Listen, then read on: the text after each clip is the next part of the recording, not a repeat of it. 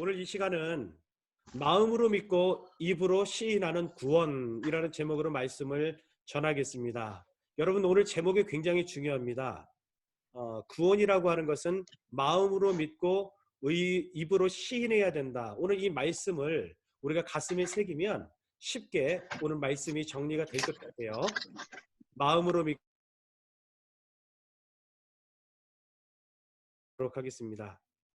2주 전에 저희 집에 물난리가 났습니다. 그 샤워하는 샤워 안에 그 수도꼭지가 있는데요. 이 수도꼭지를 갖다가 이제 틀고 그다음에 이제 청소를 하는 가운데에 어, 물을 잠갔는데 잠기지가 않는 겁니다. 물이 그냥 콸콸콸콸 그냥 이렇게 쏟아지는 거예요. 그래서 너무 당황스러웠습니다. 조금씩 물이 나오는 것도 아니고 제일 세게 물이 나오고 있는 상황 속에서 물이 잠기지 않으니까 물난리가 난 거예요. 그냥 머리가 하얘지더라고요. 어떻게 해야 될지 몰라가지고 당황스러웠는데 생각나는 것이 그럼 그 전체 수도를 잠가야 되겠다 생각을 했는데 이 전체 수도가 어디서 잠기는지조차 모르겠더라고요. 저는 몰랐어요. 어떻게 해야 되지? 그러면서 우왕좌왕 하면서 뭐 2층에 아니면 뭐 1층에 갔다가 저 바깥으로 갔다가 우리 저기 베이스멘트로 내려가 가지고 여기저기 잘 뭐 살펴보다가 찾긴 찾았는데요. 1시간 이상 걸린 것 같아요. 그동안 물이 그냥 콸콸콸콸 계속 쏟아진 거죠. 물을 일단 잠궈 놓은 상태에서 저 수도꼭지를 어떻게 고쳐야 되나 저는 전혀 알 길이 없더라고요. 그래서 이진 우리 회장님한테 제가 전화를 걸었어요. 어떻게 하면 좋을지 지금 이런 상황이다 다 말씀을 드렸는데 이진 성도님께서 말씀을 해주시더라고요. 그 이제 수도꼭지를 갖다가 이제 빼서 그걸 이제 갈아야 된다는 거죠. 그래서 지금 당장은 이제 일을 하고 계시기 때문에 이제 5시쯤 오후 5시쯤 오신다고 약속을 잡아놓은 상태에서 그래도 오시면은 쉽게 일을 좀 이렇게 할 수 있도록 이제 홈디포 가가지고 거기에서 이제 수도꼭지를 똑같은 거를 사가지고 그 다음에 나사를 푸르는 것들을 다 이제 사갖고 준비를 하면서 유튜브를 봤거든요. 유튜브를 보는데 우리 수도꼭지하고 똑같은 게 나오더라고요. 그래서 제가 이제 시도를 한 거죠. 이제 그 나사를 풀고 수도꼭지를 빼고 그런 것들이 그 유튜버가 하라는 대로 제가 진행을 해서 해 보니까 고쳤어요. 와, 이게 고쳐졌어요. 남이 일이라고 기뻐하지 않는군요. 전 너무 해피했거든요. 너무 감사했어요. 자, 여러분, 제가 수도꼭지를 고쳤는데요. 망가지면 고쳐야 되잖아요. 부활하신 주님께서도 충분히 우리의 영적인 상황들을 고칠 수 있는 줄로 믿습니다. 부활하신 주님께서 우리를 고치신다면 우리는 새로운 피조물이 여러분 될 수 있습니다. 망가지면 고쳐야 되는 것처럼 여러분 우리의 신앙도 우리의 영적인 상태도 우리가 망가져 있다면 반드시 고침을 받아야 되는 겁니다. 10장 1절부터 여러분 살펴보게 되어지면 사도 바울이 유대인의 영적인 상태를 굉장히 걱정하고 있습니다. 그래서 그들에게 그 영혼을 고치기 위해서 제시하는 게 뭐냐면 구원에 대해서 말씀을 하고 있었습니다. 유대인들은 열심히 있었으나 올바른 지식을 따른 열심이 아니었습니다. 그들이 생각할 때에는 열심으로 구원을 받는 줄 알았어요. 그리고 유대인들은 하나님의 의를 모르면서 자기 의를 세우려고 노력했다고 로마서 10장 3절에 보면 나와 있는데 자기 의로 구원받을 수 있다고 그들은 잘못된 상태로 그렇게 지나고 있었습니다. 그래서 심서 그들은 하나님의 의에 복종하지 않으려고 노력했어요. 분명히 이 망가진 영적인 신앙 상태를 고치기 위해서 오늘 바울이 사실은 제시했던 것이 무엇이냐면 구원에 대해서 체크하기 시작한 겁니다. 사랑하는 성도 여러분, 위기를 만나면 우리의 신앙 상태를 점검할 수 있습니다. 위기를 만나면 우리의 신앙 상태가 드러난다는 사실이죠. 그런데 그 신앙 상태를 우리는 반드시 점검해야 됩니다. 코로나 바이러스를 통해서 우리의 신앙은 드러납니다. 바닥이 보이는 겁니다. 하나님의 말씀을 더욱더 의지하고 있는지, 아니면 이런 어려움 속에서 우리가 좌절하고 낙심하고 원망하고 있는지, 이런 문제를 만나면 우리의 신앙 상태가 바로 드러나게 되는 것이지요. 제가 질문을 하나 던지겠습니다. 코로나 바이러스로 인해서 우리의 신앙은 무뎌졌습니까? 아니면 더욱더 간절해졌습니까? 오히려 우리의 믿음 생활이 다운됐습니까? 아니면 회복되었습니까? 여러분, 바울 서신을 쭉 우리가 읽게 되면은요, 늘 항상 빠지지 않고 사도 바울이 두 가지 질문을 던집니다. 그 첫 번째 질문이 뭐냐면, 나는 지금 구원받은 상태인가? 나는 지금 구원받았는가를 이 바울 서신을 통해서 먼저 사도 바울이 점검을 합니다. 그리고 두 번째, 내가 만난 사람들은 구원받은 사람들인가? 이 두 가지 질문을 바울 서신을 통해서 계속 던지고 있습니다. 지금 우리가 이렇게 처한 상황 속에서 가장 필요한 것이 무엇인가 하니, 구원에 대한 묵상이 우리 안에 반드시 있어야 된다는 사실입니다.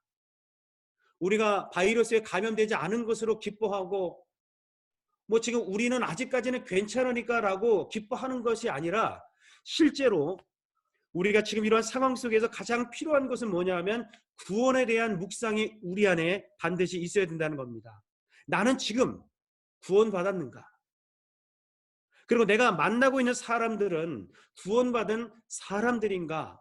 이런 것들을 우리가 반드시 체크해야 된다는 겁니다. 그래서 오늘 로마서 10장 9절에서 15절까지 말씀을 보시면 우리가 잘 아는 말씀이지만 구원에 대해서 이야기하고 있습니다.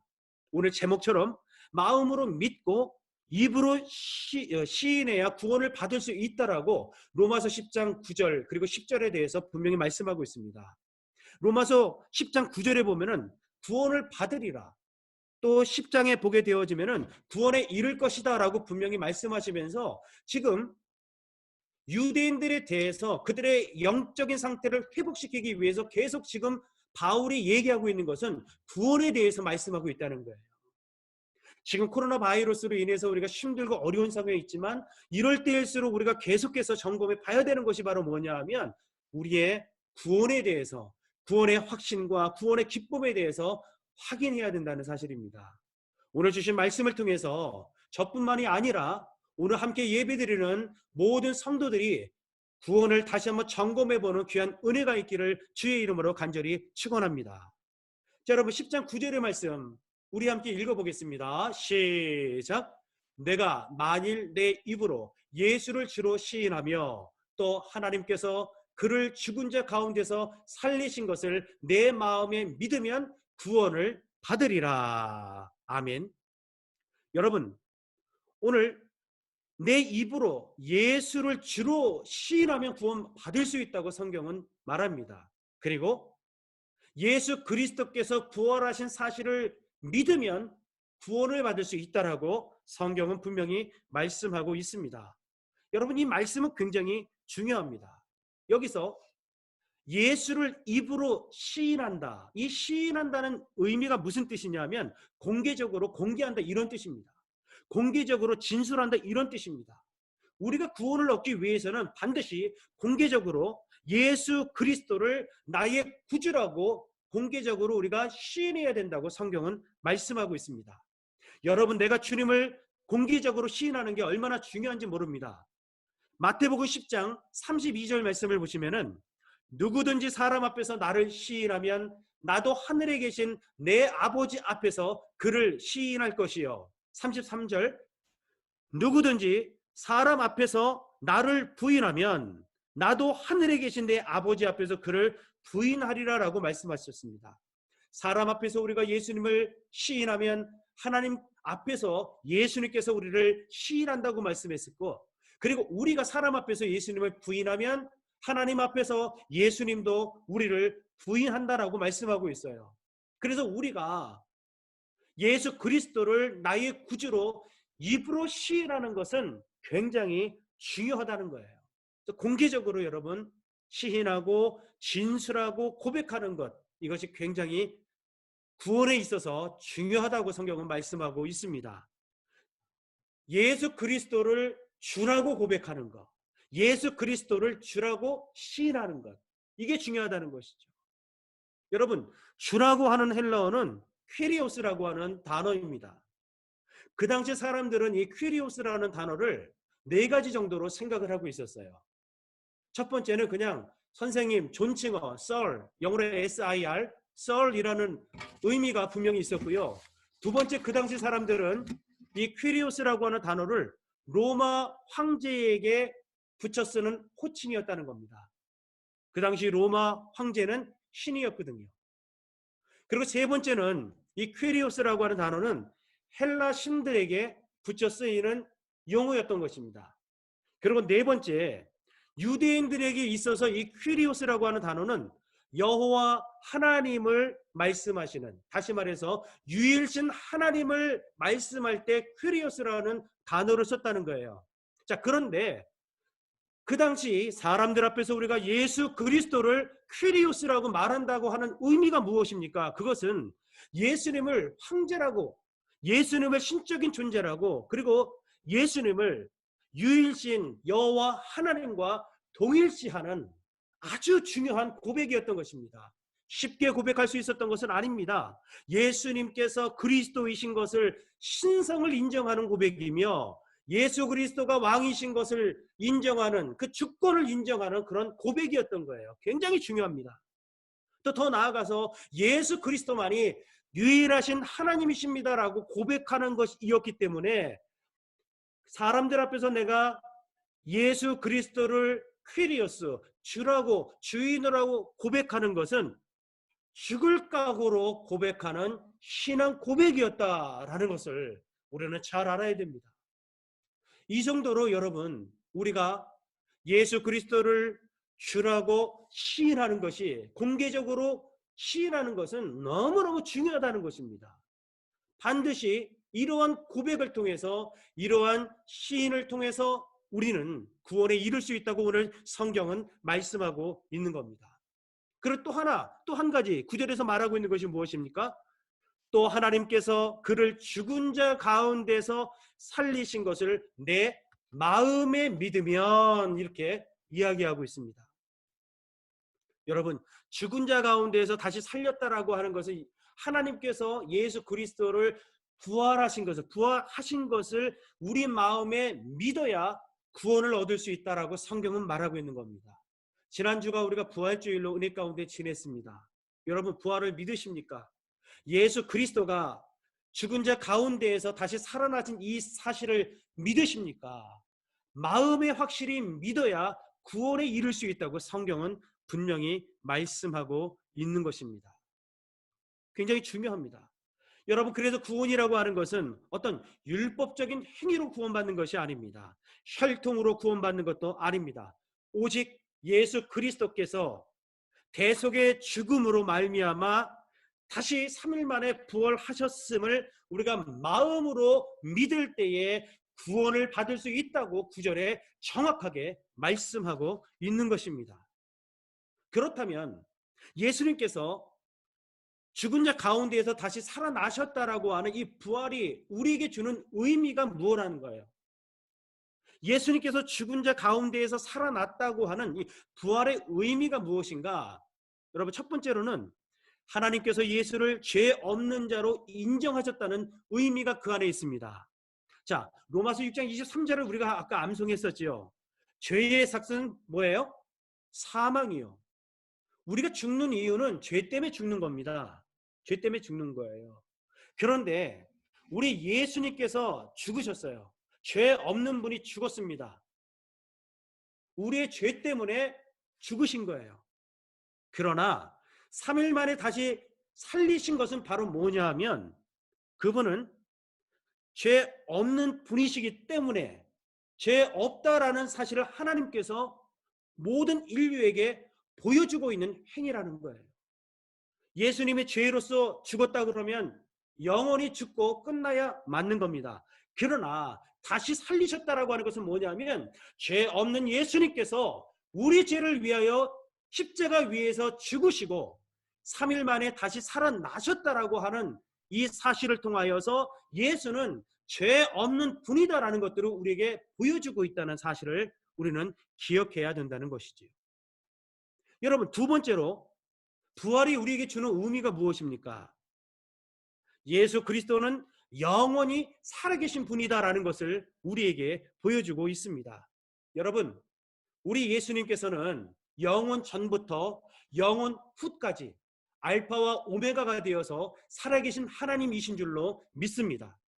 그런데 우리가 기억해야 될 것은 영원 전부터 영원까지 살아계셨지만 단 3일만큼은 우리의 죄 때문에 죽으셨다는 사실이에요. 성경에 보면은 죽었다가 살아난 사람들이 있습니다. 나사로가 죽었다가 4일 만에 살아났지요. 나인성 과부의 아들도 죽었다가 살아났습니다. 그리고 예수님께서 십자가 위에서 운명하실 때에 예루살렘의 성도들이 무덤에서 다시 살아났던 그러한 사건이 분명히 있습니다. 그런데 중요한 것은 그들은 그 이후에 또 죽었다는 거예요. 그러나 우리 예수 그리스도는 어떻습니까? 우리 죄를 위하여 십자가 위에서 3일 동안 죽었지만 그 이후에 다시 부활하시고 다시 살아나셔서 영원까지 죽지 아니하시고 살아계신다라는 사실들을 우리는 기억하면서 예수님의 부활이 우리에게 말씀하시고 있는 것은 바로 예수님은 영원히 살아계신 분이다라는 것을 우리는 기억해야 된다는 거예요. 여러분, 이 사실을 놓치지 마시기를 주의 이름으로 축원합니다. 이 부활의 사건을 믿을 때에, 마음으로 믿을 때에 우리는 구원을 받을 수 있다고 성경은 분명히 말씀하고 있습니다. 세 번째, 부활의 의미는 무엇입니까? 부활하신 예수를 믿는 우리까지도, 성도들까지도 다시 부활할 것이다 라는 것을 보여주고 있다는 거예요. 부활의 첫 열매가 되신 예수 그리스도, 그분을 믿고 그분을 따르는 모든 성도들은 부활의 열매들로 다시 살아날 것이다 라는 이 사실이 바로 이 부활 사건 안에 있다는 겁니다. 이것을 우리 마음속에 믿어야 구원을 얻을 수 있다고 성경은 분명히 말씀하고 있습니다. 여러분, 이 구원의 사건이 너무너무 중요하니까 9절에서 했던 이 말씀을 10절에서도 동일하게 반복적으로 여러분 보여주고 있습니다. 자, 10절의 말씀 보십시오.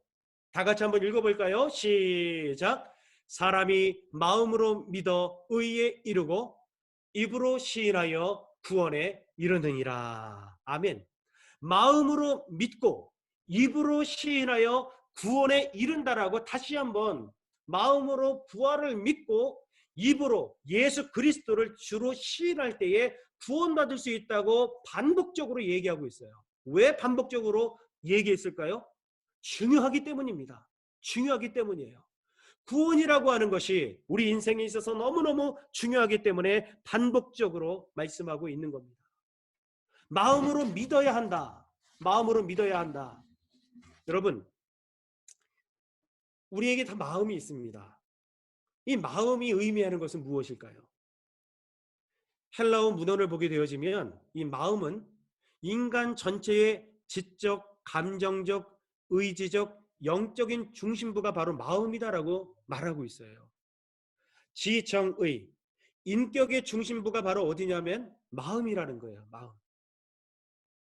구약 성경에도 보면 동일하게 이야기하고 있습니다. 구약 성경에 보면은 인간 전체의 본성 그리고 인격이 바로 마음이다라고 성경은 말씀하고 있는 겁니다. 이게 너무너무 중요합니다. 여러분, 잠언서 4장 23절 말씀, 모든 지킬 만한 것 중에 더욱 내 마음을 지키라. 생명의 근원이 이에서 남이니라.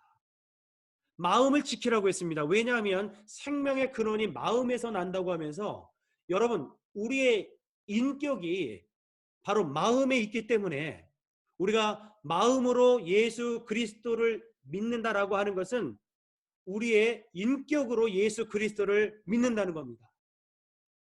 그러나 많은 사람들은요, 예수를 믿을 때에 머리로만 믿으려고 한단 말이에요. 내가 이해가 돼야지. 내 머릿속으로, 내 지식으로 이해가 되면 하나님을 믿으려고 한다는 겁니다. 그러나 이것은 마음으로 하나님을 믿는 것이 아닙니다. 어떤 사람들은요, 영혼 없이 입술로 예수를 믿는다고 예 영은 0도 없이 1도 없이 고백하는 사람들이 있는데 이것도 잘못된 거예요. 마음으로 믿는다라고 하는 의미는 바로 뭐냐 하면 지정의, 나의 인격의 중심부로서 내가 예수 그리스도를 고백을 한다는 아주 중요한 의미가 이 안에 담겨 있다는 겁니다. 마음 없이 여러분 입술로만 고백하는 것은 구원을 받았다라고 우리가 볼 수 없습니다. 앵무새도 훈련시키면 말할 수 있습니다. 나 구원받았어. 나 구원받았어. 나 구원받았어. 훈련시키면요, 사람이 들어가면 나 구원받았어 라고 얘기할 수 있다는 것이죠. 그러나 그 안에는 영혼 없는, 그리고 진심이 없는 고백이라는 것이죠. 그럼 구원받을 수 있습니까? 구원받을 수 없습니다. 먼저 우리는 이 마음으로 나의 중심을 다하여서 우리는 하나님을, 예수 그리스도를 나의 구주로 믿어야 된다고 성경은 분명히 말씀하고 있습니다. 마치 여러분 쉽게 이해를 듣는다면 결혼하신 분들은 아실 겁니다. 프로포즈 받으셨죠? 우리 유민이 프로포즈 받았어? 할렐루야. 네. 받았을 거예요. 저도 여러분 프로포즈를 했습니다. 평생을 살아야 되는데, 우리 아내하고 평생을 살아야 되는데 여러분 내 마음을 담아서 프로포즈를 하지 않았겠어요? 사랑하는 자영 씨, 나와 결혼해 주겠어요? 그러면서 장미꽃을, 이 백송이를 갖다가 집으로 제가 보냈습니다. 백송이 아닌가요? 지금 백송이 아니라고 하는데 어쨌든 장미꽃을 말이죠. 꽃 다발을 집으로 제가 꽃 배달하는 서비스가 있었거든요.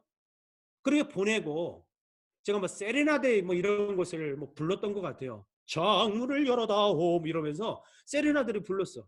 진심으로 그렇게 프로포즈 한 겁니다. 여러분 이런 마음으로 우리가 예수를 믿어야 되는 것 아니냐라는 거예요. 또 반대로 여러분 우리가 이런 마음을 담지 않고 건성으로도 우리가 그렇게 할 수 있다는 겁니다. 우리 은성이가 자기 전에 꼭 이렇게 확인하는 게 있습니다. 그게 뭐냐면 아빠 사랑해 내일 봐. 이거를요. 사랑해 내일 봐. 이거를 똑같이 제가 얘기를 해줘야지 올라가요. 그러니까 아빠 사랑해 내일 봐. 아 알아서 잘 자 아들 이러면 안 올라가요. 또 합니다. 아빠 사랑해 내일 봐. 그래 알았어. 잘 가. 잘 자. 아빠 사랑해 내일 봐. 이렇게 되는 거예요. 그러면 어떻게 됩니까? 알았어. 아빠도 너 사랑해 내일 봐. 이렇게 하는데 건성으로 한단 말이에요. 건성으로. 짜증나가지고 말이죠. 여러분 우리가 예수 그리스도를 우리 마음으로 고백하는 것은 이렇게 건성으로 해서는 절대로 아니 될 것입니다. 사랑하는 이에게 프로포즈 하듯이 우리가 진심을 다해서 그렇게 고백해야 되죠. 여러분 어떻게 주님을 마음속으로 믿고 고백하고 계십니까? 여러분 이 구원이 너무너무 중요합니다. 성경을 계속해서 읽거나 보게 되면 자 12절 말씀 보실까요? 로마서 10장 12절 유대인이나 헬라인이나 차별이 없습니다. 한 분이신 주께서 모든 사람의 주가 되사 그를 부르는 모든 사람에게 부여하시도다. 아멘. 여러분 구원에는 누구나 차별이 없다고 성경은 분명히 말씀하고 있습니다. 코로나 바이러스를 통해서 우리가 알게 된 사실은 무엇입니까? 한 나라의 최고 권세를 가진 총리도 그리고 왕세자도 돈이 많은 재벌도 유명한 헐리우드 배우도 노숙자들도 차별하지 않고 코로나 바이러스가 찾아간다는 겁니다. 여러분 구원에도 차별이 없습니다. 블루 칼라나 화이트 칼라나 차별이 없는 겁니다. 유대인이나 헬라인이나 구원은 차별이 없습니다. 내가 똑똑하기 때문에 구원받고 나는 모질이라 구원 못 받고 나는 부자라 구원받고 나는 돈이 없어서 구원받지 못하고가 아니라 구원에는 차별이 없다라고 성경은 분명히 말씀하고 있습니다. 그래서 로마서 10장 11절 13절 말씀 보면 성경에 이르되 누구든지 그를 믿는 자는 부끄러움을 당하지 아니하리라. 누구든지 이 누구든지에는 다 들어가죠. 13절 누구든지 주의 이름을 부르는 자는 구원을 받으리라. 누구든지 모든 사람들이 주의 이름을 부른다면, 예수 그리스도를 주라고 시인하면, 예수 그리스도를 부활하신 주님으로 우리가 마음속에 믿으면 차별 없이 모든 사람들은 구원받을 수 있다고 성경은 분명히 말씀하고 있습니다. 사도 바울은 지금 로마 성도들에게, 고통받고 있고 고난 속에 있는 로마 성도들에게 지금 가장 먼저 이야기했던 것은 뭐냐 하면, 구원에 대해서 점검하고 있다는 사실들을 우리가 바라보면서, 지금 이 코로나 바이러스 앞에서 우리가 좌절 속에, 낙심 속에 있을 것이 아니라 가장 먼저 우리가 망가진 부분이 어디인지, 바로 구원의 은혜를 다시 한번 점검해 보는 것은 너무너무 중요하다는 사실을 우리 성경을 통해서 보게 되는 것입니다. 여러분, 그러나 중요한 사실은요, 이 구원에 대한 이 복음을 우리는 전파해야 된다는 사실입니다. 로마서 10장 14절입니다. 그런즉 그들이 믿지 아니하는 일을 어찌 부르리요, 듣지도 못한 일을 어찌 믿으리요, 전파하는 자가 없이 어찌 들으리요. 무슨 말입니까? 복음을, 이 구원의 복음을 증거하는 사람이 있어야 구원을 받을 수 있다는 의미입니다. 구원의 복음을 전파해야 복음을 듣는 사람이 생기고, 복음을 들을 때에 복음을 믿게 되며, 복음을 믿는 자가 예수 그리스도를 구주로 부를 수 있다고 성경은 지금 말씀하고 있으면서, 어디서부터 시작되느냐? 누군가 이 구원의 복음을 증거해 주는 사람이 있어야 우리가 시인하고 우리가 믿을 수 있다고 성경은 분명히 말씀하고 있습니다. 그래서 여러분, 로마서 10장 15절에는 복음을 증거하는 사람들의 발이 아름답다라고 성경은 말합니다. 보내심을 받지 아니하였으면 어찌 전파하리요, 기록된 바 아름답도다 좋은 소식을 전하는 자들의 발이여 함과 같으니라. 발이 아름답습니까? 어떤 발은 무좀 걸리고, 여러분, 그 당시 유대인들의 발은 너무너무 더럽지 않아요? 샌들 신고 다니니까 먼지 속에서 발이 더러울 수밖에 없어요. 그래서 집을 방문하게 되어지면 여러분, 누구나 먼저 발을 닦아줬단 말이죠. 그 정도로 더러운 것이 발인데, 오늘 성경에 보니까 아름답다라고 성경은 말합니다. 그런데 어떤 발이 아름답습니까? 이 구원의 복음을 전하는 발이 아름답다고 콕 집어서 오늘 성경은 말씀하고 있는 것입니다. 저는 지난주 한 주 동안 사실 많은 고민들이 있었습니다. 뉴스를 보니까 우리가 잘 알고 있는 것처럼 미국이 코로나 바이러스 때문에, 이 확산 방지 때문에 여러분 그 스테이 앳 홈을 했잖아요. 집에 머물러라. 3월 16일부터 그렇게 시작이 됐는데 3월 16일 이후 4주 동안 2,200만 명이 일자리를 잃었다고 합니다.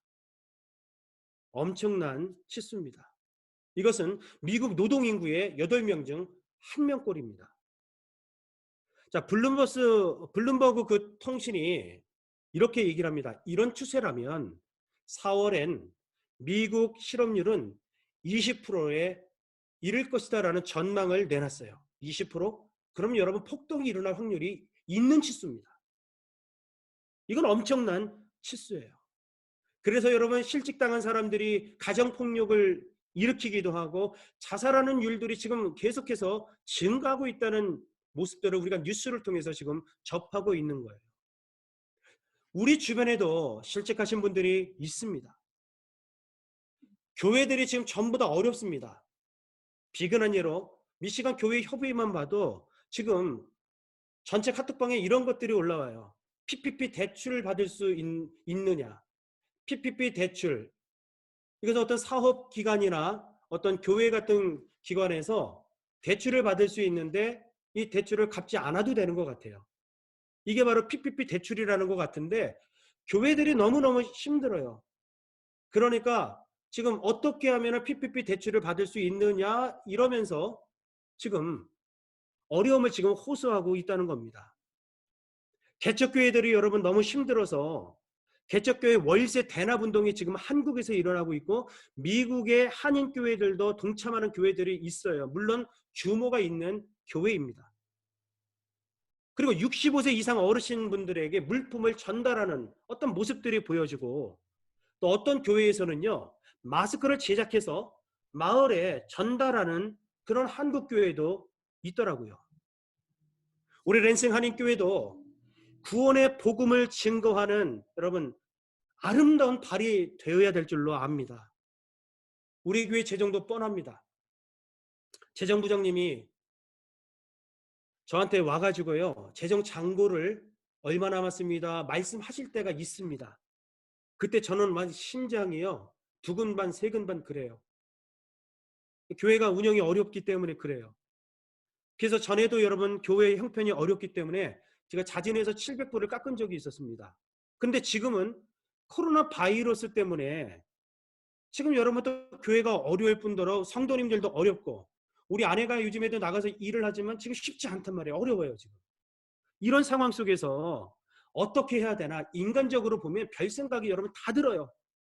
지금 여러분 제 안에 있는 거 그대로 여러분들한테 보이는 겁니다. 그러나 중요한 것은 우리보다 어려운 사람들이 지금 주변에 계속 늘어나고 있다는 것에 주목하게 되는 겁니다. 교회는 적어도 이들을 돌아봐야 됩니다. 그렇다고 해서 빚을 내어서 하자는 것은 아닙니다. 재정부에서 우리 교회의 재정을 한번 정확히 살펴보고 혹이라도 우리가 조금이라도 도울 수 있는 방법은 없는지 찾아보자는 것입니다.